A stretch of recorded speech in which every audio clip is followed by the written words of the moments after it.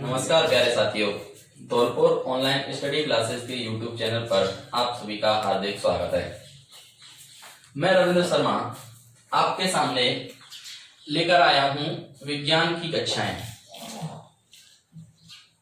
इस विज्ञान की कक्षाओं में सामान्य परिचय की बात तो मैं आपके साथ कर चुका हूं। उस सामान्य परिचय के बाद जो क्लासेस का एक पार्ट है, परीक्षा की दृष्टि से बहुत ही महत्वपूर्ण टॉपिक है और उस टॉपिक का नाम है प्रकाश। अब बात करें कि प्रकाश होता क्या है, तो प्रकाश एक प्रकार की क्या है, ऊर्जा होती है। प्रकाश एक प्रकार की ऊर्जा है और प्रकाश के बिना जीवन अंधकार में है, यानी बिना प्रकाश के हम किसी सामने स्थित वस्तु को देख भी नहीं सकते। तो बात करें कि प्रकाश एक महत्वपूर्ण बिंदु है कि यह एक प्रकार की क्या है, ऊर्जा है। ऊर्जा के बाद दूसरा पॉइंट क्या होगा कि ये जो प्रकाश है, प्रकाश हमेशा कैसी रेखा में गमन करता है, तो प्रकाश सीधी रेखा में गमन करता है। अब इस पॉइंट को किस प्रकार समझा जाए, मान लीजिए कि ये सामने एक दीवार लगा दी गई और यहां से हमने एक प्रकाशिक स्रोत डाला और इस प्रकाशिक स्रोत की जब ये किरणें हैं तो हमने कहा कि सीधी रेखा में गमन करेंगी, ये इस दीवार से टकराएंगी और वापस लौटना प्रारंभ कर देंगी। लेकिन अगर बात करूं ये सीधी रेखा में गमन नहीं करती तो क्या होता, ये इस दिशा में मुड़ती और वापस इस दीवार के दूसरी दिशा में भी प्रकाश दिखाई देने लगता। लेकिन ऐसा नहीं होता। क्यों नहीं होता? क्योंकि प्रकाश कैसी रेखा में गमन करता है, सीधी रेखा में गमन करता है। तीसरा पॉइंट आएगा, प्रकाश की जो तरंगें हैं वो किस प्रकृति की होती हैं, तो ध्यान रखेंगे प्रकाशिक तरंगें हमेशा अनुप्रस्थ प्रकृति की होती हैं, या ये अनुप्रस्थ तरंगें होती हैं। ये जो प्रकाशिक किरण है अनुप्रस्थ तरंगें हैं। नेक्स्ट पॉइंट आएगा कि प्रकाश विद्युत चुंबकीय तरंगों की भांति व्यवहार प्रकट करता है। तो प्रकाश किस प्रकार का व्यवहार प्रकट करता है, तो ये प्रकट करता है विद्युत चुंबकीय व्यवहार, यानी दो प्रकार की किरणों से मिलकर बना होता है। एक तो कौन सा क्षेत्र हो सकता है, यानी हमने कहा है विद्युत चुंबकीय, तो एक क्षेत्र तो होगा कौन सा क्षेत्र, विद्युत क्षेत्र, और दूसरा कौन सा क्षेत्र होगा, दूसरा क्षेत्र होगा इसका चुंबकीय क्षेत्र। अब इसे किस प्रकार समझें, मान लीजिए मैंने ये दो तल लिए हैं, इन तलों में एक एक्स अक्ष है, ये वाई अक्ष, और ये कौन सा अक्ष है, जेड अक्ष। यहां से ये विद्युत क्षेत्र की दिशा है और ये चुंबकीय क्षेत्र की दिशा है। देखें, ये विद्युत क्षेत्र और इस दिशा में चुंबकीय क्षेत्र, और ये जो वाई अक्ष लिया है, ये लिया है मैंने तरंग संचरण की दिशा। ये तरंग संचरण की दिशा है। यहां से मैं ये किरणें बनाऊं तो कुछ इस प्रकार की किरणें आपको दिखाई देंगी। इस प्रकार का एक ग्राफ बनता हुआ दिखाई देगा। इसमें ये जो विद्युत क्षेत्र की दिशा है, ये विद्युत क्षेत्र की दिशा है एक्स वाई अक्ष के अनुदेश, जबकि ये जो चुंबकीय क्षेत्र की दिशा है, ये चुंबकीय क्षेत्र की दिशा कौन से तल में है, ये है वाई और जेड तल में। तो देखें, यहां ई विद्युत क्षेत्र तथा बी क्या है, चुंबकीय क्षेत्र। विद्युत क्षेत्र और चुंबकीय क्षेत्र दोनों परस्पर एक दूसरे के कैसे होते हैं, लंबवत होते हैं। विद्युत क्षेत्र की दिशा तथा चुंबकीय क्षेत्र की दिशा दोनों एक दूसरे के कैसी होती हैं, लंबवत होती हैं।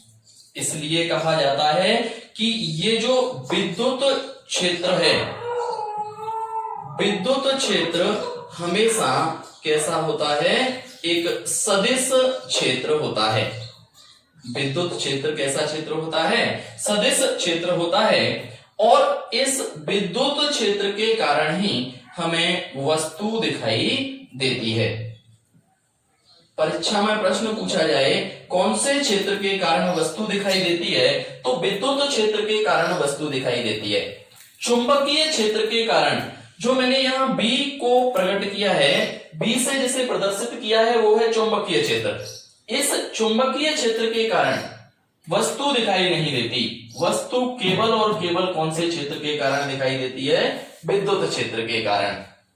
नेक्स्ट पॉइंट बात करेंगे अपन कि ये जो प्रकाश है, इस प्रकाश का प्राकृतिक स्रोत, तो प्रकाश का प्राकृतिक स्रोत क्या है, प्रकाश का प्राकृतिक स्रोत है सूर्य, चंद्रमा तथा तारे। ये तो प्रकाश के कैसे क्षेत्र हैं, प्राकृतिक स्रोत हैं। लेकिन अगर बात करें अपन कौन से स्रोतों की, कृत्रिम स्रोत, तो प्रकाश के जो कृत्रिम स्रोत हैं, इन प्रकाश के कृत्रिम स्रोतों में हम लिख सकते हैं टॉर्च है, या फिर अपन बात करें बल्ब है, ट्यूबलाइट है। ये सारे के सारे क्या होंगे, प्रकाश के कृत्रिम स्रोत होंगे। कृत्रिम स्रोत और प्राकृतिक स्रोत क्या होते हैं, कृत्रिम स्रोत वे स्रोत होते हैं जो मानव द्वारा स्वयं निर्मित किए जाते हैं, लेकिन प्राकृतिक स्रोत वे स्रोत होते हैं जो कि प्रकृति की क्या है, देन होते हैं। इन दोनों के आधार पर बाद में भिन्न भिन्न वैज्ञानिकों ने यह समझाने का प्रयास किया कि आखिर प्रकाश की प्रकृति क्या होती है। सबसे पहले मैं बात करूं तो सन 1600 के अंतर्गत एक वैज्ञानिक आए और उन वैज्ञानिक का नाम था न्यूटन। इन न्यूटन नामक वैज्ञानिक ने बताया कि प्रकाश की प्रकृति कण के रूप में होती है। अर्थात प्रश्न पूछा जाए कि उस वैज्ञानिक का नाम क्या होगा जिन्होंने यह बताया कि प्रकाश की प्रकृति एक कण के रूप में होती है, तो हम आंसर टिक करके आएंगे कौन सा, न्यूटन। नेक्स्ट, इसलिए इनके सिद्धांत को नाम दिया गया कणिकीय सिद्धांत। कौन सा सिद्धांत कहा गया, कणिकीय सिद्धांत।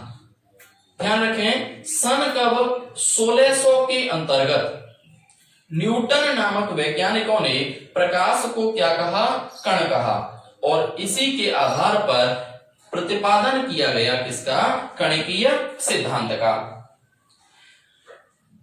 इसके बाद में सन 1678 में एक वैज्ञानिक हुए और उनका नाम था हाइगेन। इस हाइगेन नामक वैज्ञानिक ने कहा कि प्रकाश हमेशा तरंग के रूप में गमन करता है। यानी हाइगेन ने बताया कि प्रकाश की जितनी भी रेखाएं हैं वो सब गमन करती हैं किसकी तरह, तरंग की तरह। इसलिए इन्होंने प्रतिपादन किया तरंग सिद्धांत का। तो प्रकाश का तरंग सिद्धांत का प्रतिपादन किसने किया, हाइगेन ने, तथा प्रकाश को तरंग रूप किसने बताया, हाइगेन ने। और तरंग सिद्धांत का प्रतिपादन कब किया गया, तो ये भी ध्यान रखेंगे, तरंग सिद्धांत का प्रतिपादन किया गया सन 1678 में। नेक्स्ट चर्चा करेंगे सन 1900 की। सन 1900 के अंतर्गत दोस्तों एक वैज्ञानिक हैं जिनका नाम है मैक्स प्लांक। ये मैक्स प्लांक नामक वैज्ञानिकों ने इन्होंने कहा कि जो प्रकाश है ये प्रकाश ऊर्जा के फोटोनों के रूप में गमन करता है। किसके रूप में गमन करता है? ऊर्जा के फोटोन के रूप में गमन करता है। और इन ऊर्जा के पैकेट के रूप में गमन करता है। और इन ऊर्जा के पैकेट्स को क्या कहा जाता है? फोटोन कहा जाता है। यह फोटोन किसने कहा था? तो ये फोटोन नाम दिया था एक वैज्ञानिक थे जिनका नाम था आइंस्टीन। आइंस्टीन नामक वैज्ञानिक ने इन ऊर्जा के पैकेटों को क्या नाम दिया? फोटोन नाम दिया। फोटोन के साथ साथ इन ऊर्जा के पैकेटों को मैक्स प्लांक ने कहा था क्वांटा। इन्होंने कहा कि जितने भी प्रकाश के जितरंगे हैं वो सब ऊर्जा के पैकेटों के रूप में गमन करती हैं। और इन पैकेटों में छोटे छोटे ऊर्जा के पैकेट होते हैं। उन पैकेट्स को कहा जाता है क्वांटा। और इन्हीं क्वांटाओं को आइंस्टीन नामक वैज्ञानिक ने नाम दे दिया। किसका? फोटोन का नाम दे दिया। दोस्तों, इन्होंने कहा कि इन ऊर्जा के पैकेटों की जो ऊर्जा होती है वह ऊर्जा होती है E बराबर h न्यू। H क्या होता है? H को कहा जाता है प्लांक नियतांक,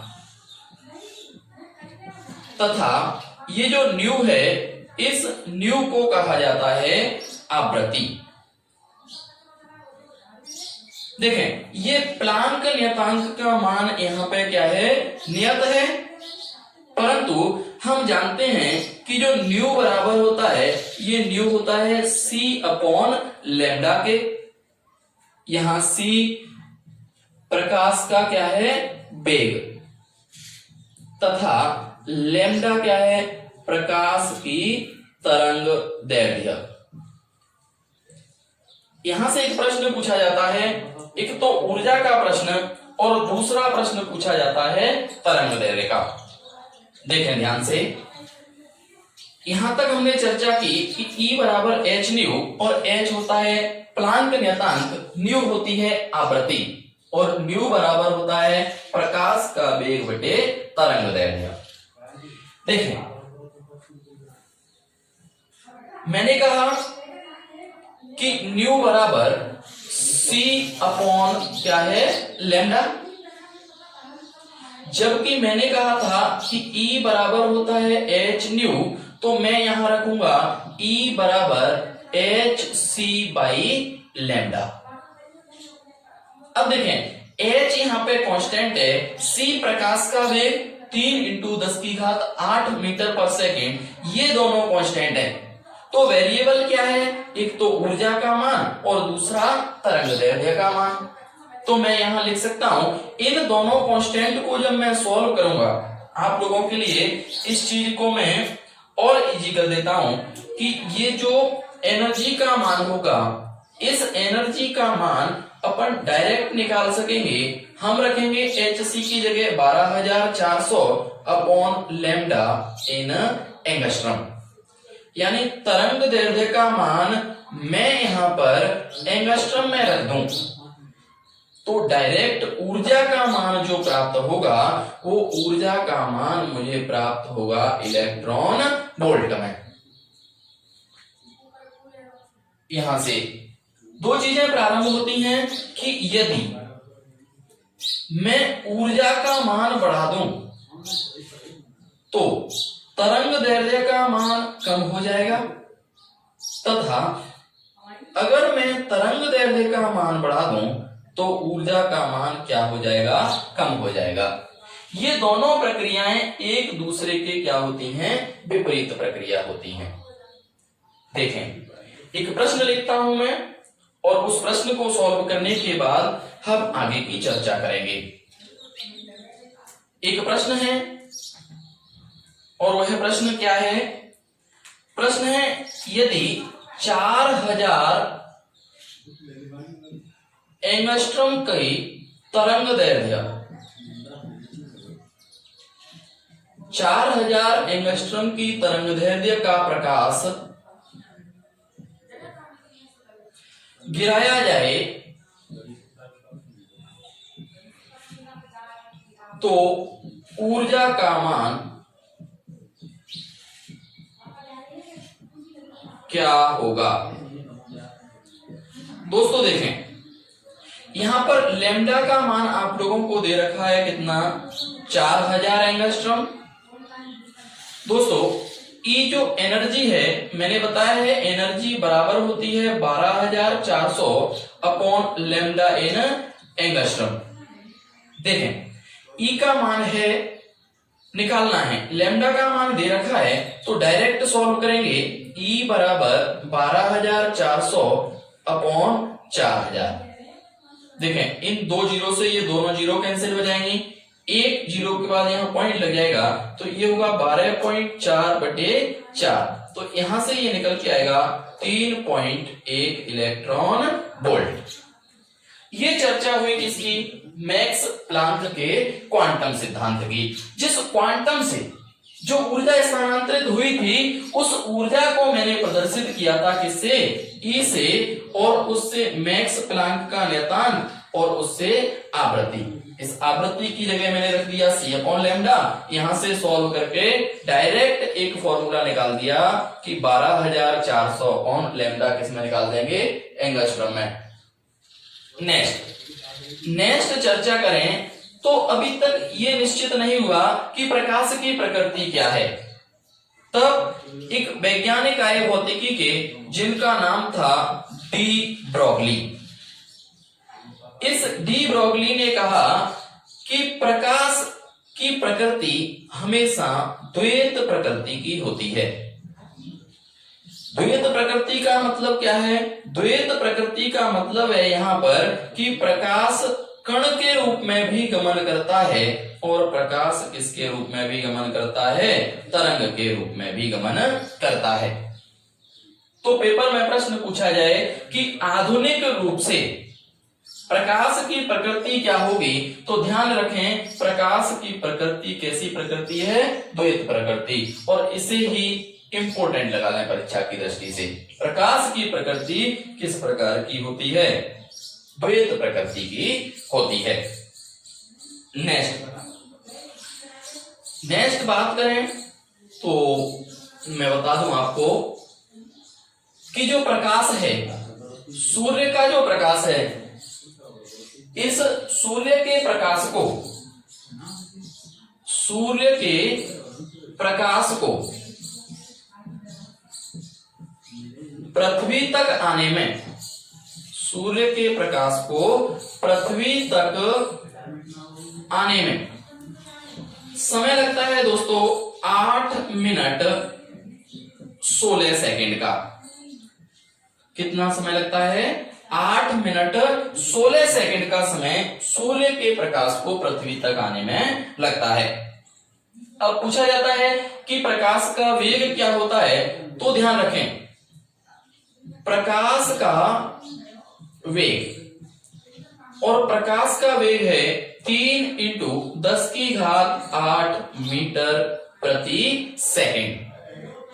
दोस्तों ये जो प्रकाश का वेग है, यही प्रकाश का वेग होता है निर्वात के अंदर। ध्यान रखें निर्वात में भी प्रकाश का वेग क्या है, 3 × 10⁸ मीटर प्रति सेकंड। दूसरा पूछा जाता है कि प्रकाश का वेग किसके अंदर, कांच के अंदर। दोस्तों कांच के अंदर प्रकाश का वेग क्या होता है, तो ध्यान रखेंगे कांच के अंदर प्रकाश का वेग होता है 2 × 10⁸ मीटर प्रति सेकंड। अगला पूछा जाता है कि पानी के अंदर प्रकाश का वेग क्या होगा, तो पानी के अंदर प्रकाश का वेग ध्यान रखेंगे 2.25 × 10⁸ मीटर पर सेकंड। इसे 25 ना बोल के दशमलव के बाद की संख्या को मैं कह दूंगा 2.25 × 10⁸ मीटर पर सेकंड। निर्वात के वेग की चर्चा की अपन ने, निर्वात का वेग क्या है 3 × 10⁸ मीटर पर सेकंड।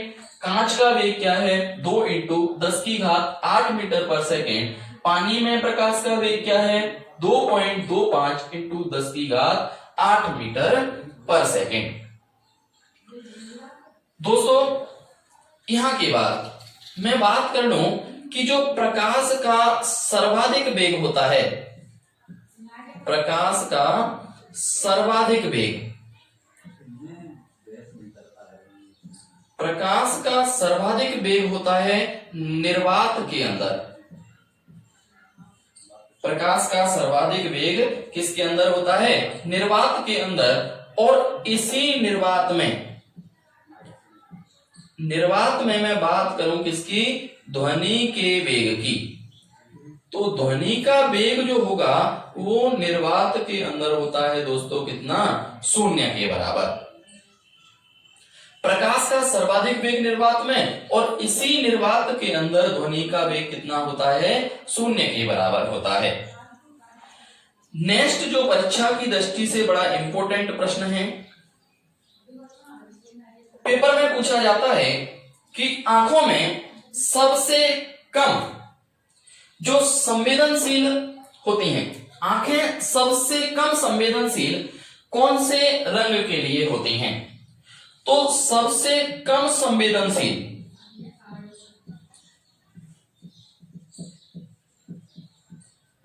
सबसे कम संवेदनशीलता की बात करूं मैं तो सबसे कम संवेदनशील होती हैं ये बैंगनी रंग के लिए। कौन से रंग के लिए बैंगनी रंग के लिए। और दूसरा होता है बैंगनी के साथ साथ लाल रंग, बैंगनी तथा लाल रंग इसके लिए सबसे कम संवेदनशील है। लेकिन फिर यह पूछ लिया जाए कि सर्वाधिक संवेदनशील किसके लिए हैं, सर्वाधिक संवेदनशील, तो सर्वाधिक संवेदनशील जो होती हैं ये होती हैं हरे तथा पीले रंग के लिए। लेकिन उन दोनों में से भी नंबर फर्स्ट पे आएगा पीला रंग और नंबर 2 पे आएगा कौन सा रंग हरा रंग। इसलिए मैं कह सकता हूं कि जितनी भी रोड लाइटें होती हैं, जितनी भी रोड लाइटें होती हैं उन सभी रोड लाइटों में तथा वाहनों के आगे जो परत लगाई जाती है या वाहनों की लाइटें होती हैं वो सभी पीले रंग की होती हैं, क्योंकि इनकी संवेदनशीलता सर्वाधिक होती है। और लाल रंग की जितनी भी और बैंगनी रंग की किरणें हैं उन सब की संवेदनशीलता क्या होती है कम होती है।